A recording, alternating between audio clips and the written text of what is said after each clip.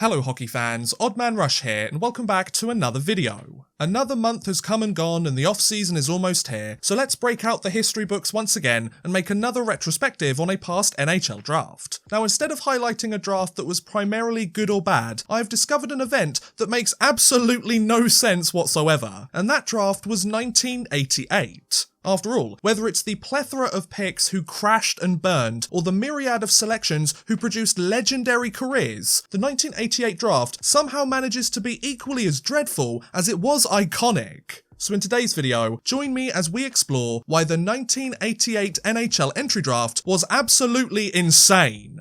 Now, in order to understand just how confusing this draft class was, let's begin with the numerous players who failed to live up to the hype. And to do that, let's start at the latest selection of the round and work our way to the very top of the draft order. I hope you're ready, guys, because there's a lot of terrible picks here. Kicking things off, we have the 21st overall pick by the Calgary Flames, Jason Muzzatti. The first of many busts from this draft class, Jason Muzzatti would play just 62 NHL games over parts of 5 seasons split between 4 different teams, where he posted a 13, 25 and 10 record, a 3.32 goals against average, and a .894 save percentage during that span. Not exactly a Vezina candidate, was he?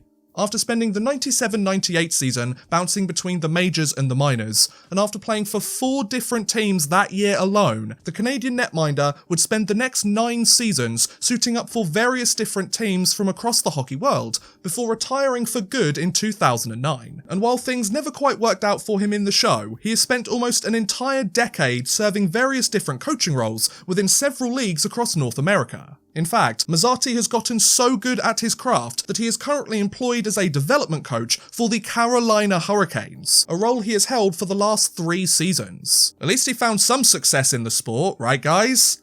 Next up, we have the 20th pick by the Montreal Canadiens, Eric Charron. A hard-nosed defenseman throughout his career, Eric Charron would spend parts of 8 seasons in the league split between 4 different teams, potting 2 goals and 9 points in 130 games for his efforts. Following a 21-game stint with the Calgary Flames during the 99-2000 season, the Canadian blue liner would spend the following year in the minors, play 3 years in Europe and join the LNAH for a handful of seasons, before hanging up his skates in 2007. While Charron was known more for his defensive play than his goal scoring, and while he was far from being a superstar at any level that he played, given that he spent longer in the show than most of the players that were taken around him in this draft, he certainly could have done far worse for himself.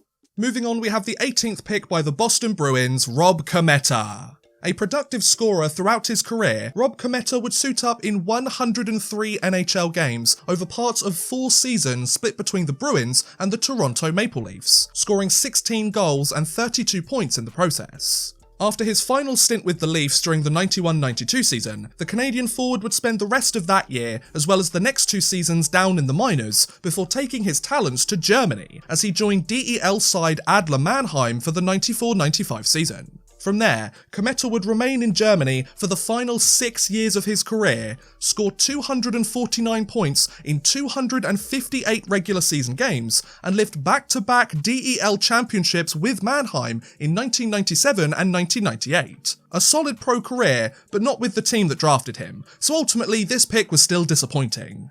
Now we have the 17th pick by the Detroit Red Wings, Corey Coker. The cousin of longtime NHLer Joey Coker, Corey didn't have nearly as much success as his family member, as he never played a single game within the National Hockey League at any point in his career. Instead, the Canadian forward would spend the following year in the WHL and play 4 seasons for several minor league teams within the Red Wings organisation, before calling it a day on his pro career in 1993. Though he produced solid scoring numbers in the minors, and though he did spend time with several semi-pro leagues during the late 90s, failing to play a single NHL game as the 17th pick of your draft class simply isn't good enough, so Coker earned his place amongst this unfortunate group. Next is the 16th overall pick by the New York Islanders, Kevin Cheveldayoff. Known more as a general manager than a former player these days, Kevin Cheveldayoff has good reason to keep his playing days quiet, as he would never play a single NHL game during his pro career. In fact, the Canadian defenseman would spend just half a decade as a pro and score just 33 points in 276 total games before retiring from the sport following the 93-94 season. Despite this lackluster playing career though, Cheveldayoff has produced quite an impressive tenure within the sport, as he has spent the last 3 decades serving in various different coaching or management roles for several pro teams across North America, and he is currently the general manager and the executive vice president of hockey operations for the NHL's Winnipeg Jets, a role he has served since 2011. That said, he did get picked 16th overall and he ended up playing 0 NHL games during that span, so he definitely belongs in this group, GM career or not. On to the 15th pick by the Washington Capitals, Reginald Savage. A high-scoring forward throughout his pro career, Reginald Savage would end up playing just 34 games in the NHL, split between the Capitals and the Quebec Nordiques, where he notched 5 goals and 12 points during that span. After a 17-game stint with the Nordiques during the 93-94 NHL season, the Canadian winger would spend the next 11 years playing for various different teams across the hockey world, spend several years of this tenure in either Italy or Switzerland, and register solid scoring numbers wherever he played, before finally calling it a day in 2005, following a brief stint with the ECHL's Toledo Storm. Now sure, Savage played just a few dozen games in the show and he didn't quite live up to expectations, but given the length of his career and the numbers that he produced, he certainly could have done a lot worse for himself. I mean, you don't spend a decade and a half in the pros if you're a bad hockey player now, do you? Now is the 14th overall pick by the Philadelphia Flyers, Claude Boivin. A reliable depth forward for much of his career, Claude Boivin would play parts of 4 seasons in the NHL, split between the Flyers and the Ottawa Senators, potting 12 goals and 31 points in 132 games for his efforts. Following a 3-game stint with the Senators during the 94-95 season, the Canadian forward would spend the rest of that year in the AHL, take a 2-year hiatus from the sport, and spend the next 3 seasons playing for various different teams across the hockey world, before officially retiring from the sport back in 2000. Though he would hang up his skates for a second time, the former forward would soon find success behind the bench, as he would spend 6 years serving as either an assistant coach or even a head coach for various different junior teams across Quebec between 2013 and 2020. Say what you want about his playing career, but Boivin found his place teaching the next generation of hockey players, which doesn't sound so bad if you ask me. On to the 13th pick by the Buffalo Sabres, we have Joel Savage. Completely unrelated to Reginald, Joel Savage would perform even worse than his fellow namesake, as he would play just 3 NHL games, all with the Sabres during the 1991 season, and score just a single point during that span. After his brief tenure in the show concluded, the Canadian winger would spend 3 years playing for different teams in North America and join Team Canada during the 94-95 season before taking his talents to Europe, as he spent the next half a decade almost exclusively in Germany, playing for various different teams in the DEL. From there, Savage would join the Swiss National League for the 2001 season and spend 4 years exclusively in Switzerland before retiring from the sport in 2004. Not the career trajectory you want from your 13th overall draft pick, but it's nice to see one of these players produce a long and successful career in the sport. I mean, he lasted far longer than most of the other players we've looked at so far. That's an achievement in and of itself, right?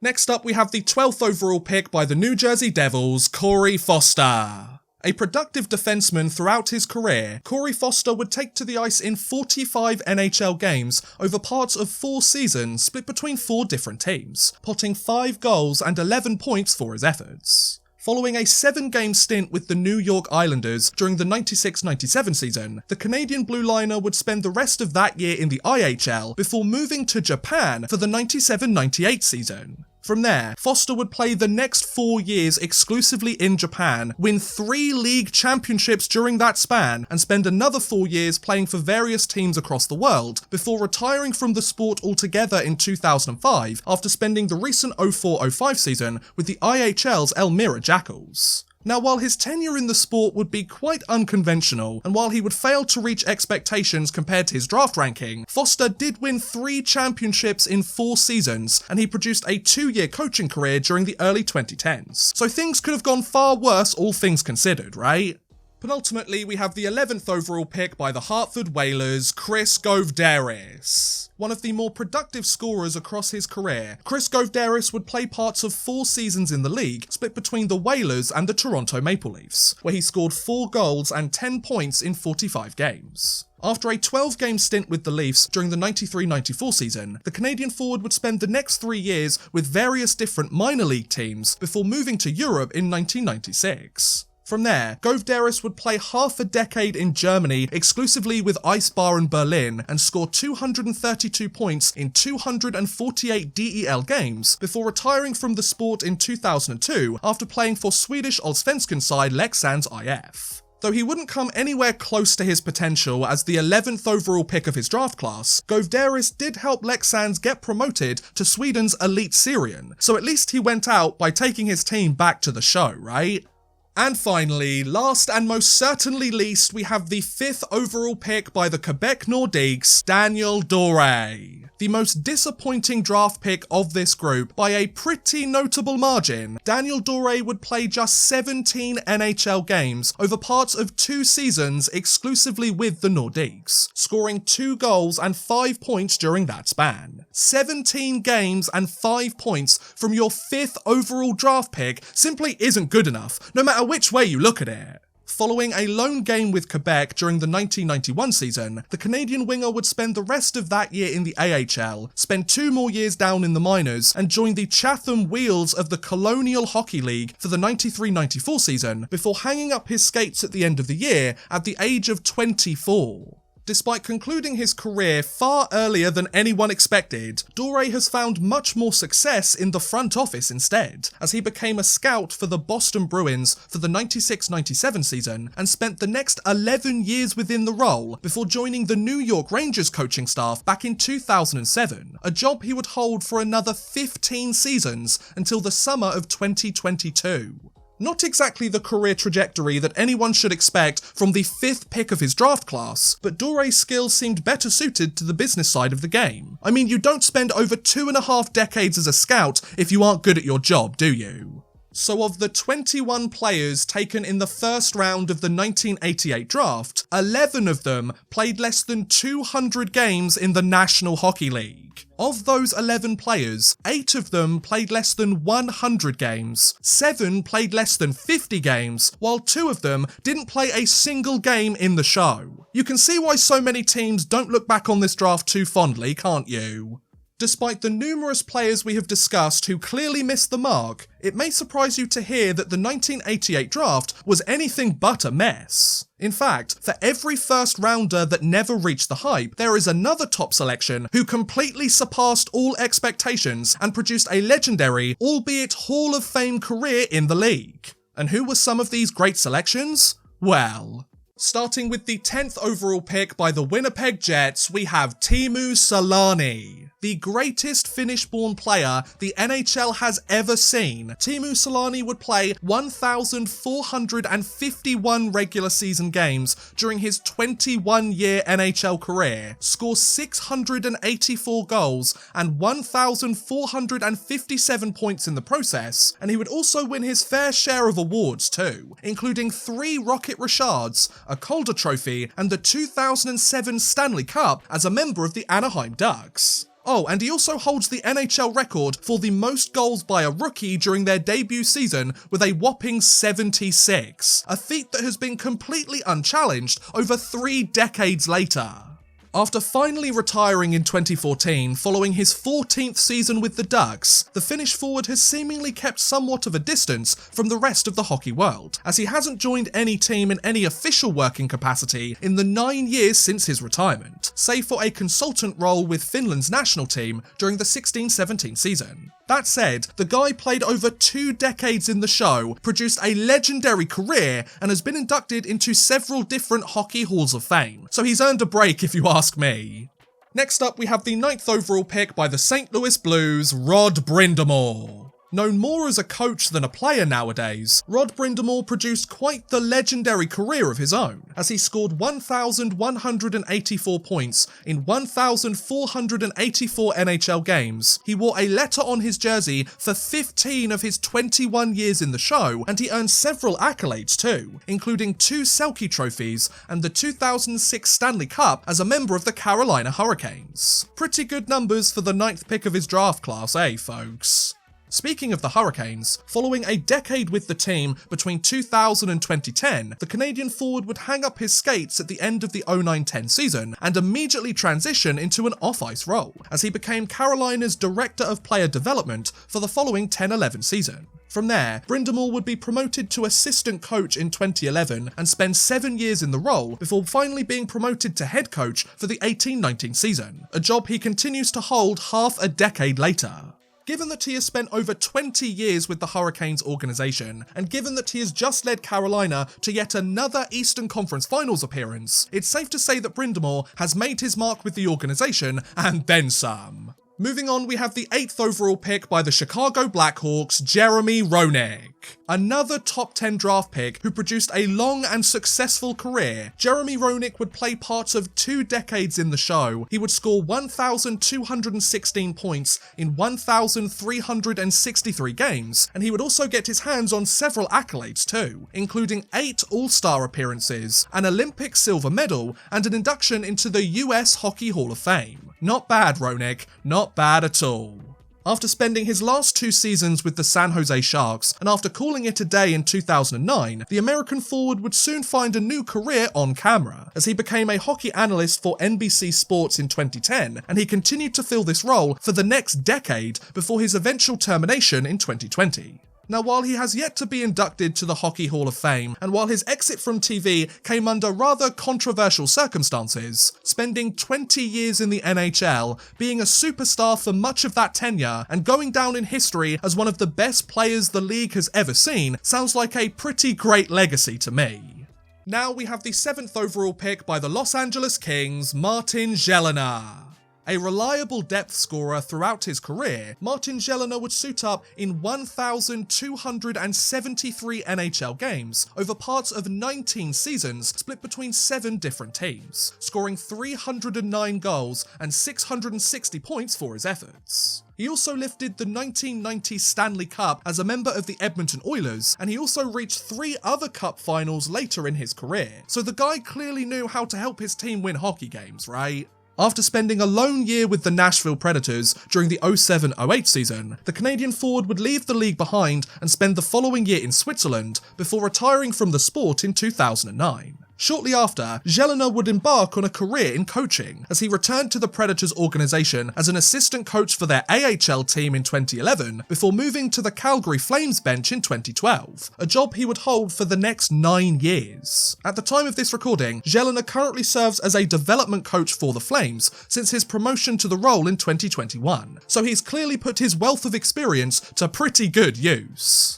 On to the 3rd overall pick by the Quebec Nordiques, we have Curtis Leschyshyn. Yet another high draft pick to reach quadruple digits in the show. Curtis Leschyshyn would play parts of 16 seasons in the league, split between 7 different teams, where he scored 47 goals and 212 points in 1,033 games, and he even lifted the 1996 Stanley Cup with the Colorado Avalanche too. Not exactly Norris caliber numbers there, but he did get his name engraved on the trophy. There's plenty of entries that wish they could say the same, you know. Following a 3-year stint with the Ottawa Senators at the end of his career, the Canadian defenseman would call it a day in 2004 and would take a decade-long hiatus from the sport before making his return behind the bench, as he spent 5 seasons as an assistant coach for various junior teams in Saskatoon. From there, Leschyshyn would return to the Avalanche in 2019 and has spent the last 4 seasons serving as a scout for the organisation. Given that he continues to serve this role to this very day, and given that he just earned another ring with the team this past season, it sounds like Leschyshyn is doing just fine to me. Penultimately, we have the 2nd overall pick by the Vancouver Canucks, Trevor Linden. a locker room leader throughout his career, Trevor Linden would score 867 points in 1,372 NHL games. He would wear a letter on his jersey for 15 of his 19 years in the league, and he would win several accolades while he was at it too, including 2 All-Star appearances, a King Clancy Trophy, and an NHL Foundation Player Award too. He certainly could have done a lot worse for himself, couldn't he? After returning to the Canucks in 2001, and after playing a further 5 seasons with the team, the Canadian forward would retire from the league in 2008 and spend half a decade away from the game before returning to his long-time organisation, as he rejoined the Canucks as their President of Hockey Operations in 2014, a role he would serve for the next 4 seasons. He may not have earned any scoring titles, and he never got his hands on a championship, but if any player in this video embodies the word leadership down to the letter, it's Trevor Linden. And finally, last but most definitely not least, we have the first overall pick by the Minnesota North Stars, Mike Modano. One of the greatest American-born players the NHL has ever seen, Mike Modano played parts of 21 seasons in the league. He scored 1,374 points in 1,499 games, and he earned his fair share of accolades while he was at it too, including the 1999 Stanley Cup with the Dallas Stars, an Olympic silver medal, and an induction into various different hockey halls of fame. Oh, and he's also scored more points than any other American in NHL history. So yeah, Modano was a pretty great hockey player, guys. After a lone year with the Detroit Red Wings during the 10-11 season, Modano would hang up his skates at the end of the year and immediately begin a career in the front office, as he spent 4 years serving as an owner of the ECHL's Allen Americans, and he was also a senior advisor to the Dallas Stars, the organisation he spent almost his entire 21-year career with. At the time of this recording, Modano serves as a senior advisor to the Minnesota Wild, a role he has held for the last 4 seasons since 2019.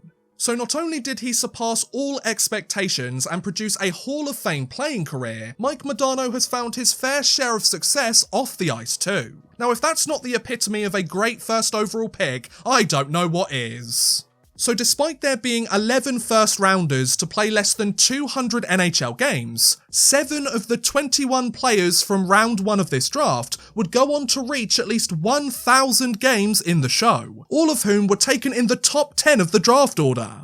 Of those 7 players, 6 of them would play at least 1,250 games, 5 of them would play at least 1,300 games, while 3 of them would play over 1,400 NHL games. Forget all the terrible picks, this draft had some absolute legends. Now alongside these great first round picks, there were plenty of later round selections who would also produce lengthy tenures within the show. For example, Ty Domi and Tim Taylor were some of the great players taken in the second round. Mark Recchi, Tony Amonte and Rob Blake were some of the league legends from the middle rounds, and that's not even mentioning other mid-round stars like Keith Carney, Alexander McGillney or Rob Ray, while Brett Hedican, Claude Lapointe and Sean Hill were some of the many diamonds taken in the later rounds too. In fact, of the 231 players who were taken between rounds 2 and 12, 19 of them played at least 500 NHL games, 13 of them played at least 750 games, while 6 of them played over 1,000 NHL games. Add to that all the studs from the first round, and you have yourself a pretty successful draft, and that's in spite of all the failed first rounders too. So based on our findings in this video, I think we can all agree that the 1988 NHL Entry Draft was nothing short of insane. After all, for every first rounder that failed to reach their potential, there was another first round pick who would completely surpass all expectations. Add to that the myriad of later round picks who also produced lengthy, if not Hall of Fame careers in the show, and you have the recipe for one of the most confusing drafts the NHL has ever seen. I mean, you can't call it an overwhelming success, but you definitely can't call it a failure either. Say what you want about the players that were taken, or how their careers panned out in the years that followed, but if there's one draft that epitomizes the word unique, it's 1988. And on that note, I'm going to end today's video. That was a look at why the 1988 NHL Entry Draft was nothing short of insane. What do you guys think about the players that were taken, or how their careers panned out in the years that followed? Are you surprised to see so many busts here, or are you shocked by the number of players who produced legendary careers in the league? Also, is there another draft that you want me to look at in a future retrospective video? Do let me know in the comments below. I would love to hear what you guys have to say. But thank you very much for watching, guys. I do hope you have enjoyed. Please feel free to like, subscribe, share, or watch some of my other videos. Thank you very much for watching, and goodbye. A big thank you to Bexy93, Burned Retinas, Drew Fawcett, Houston NG, Raquel and Worthless Pieces for helping support this video via Patreon. If you too want to help support the channel a little bit further and get a shout out at the end of every future video, make sure you head over to patreon.com/oddmanrush and become a patron today.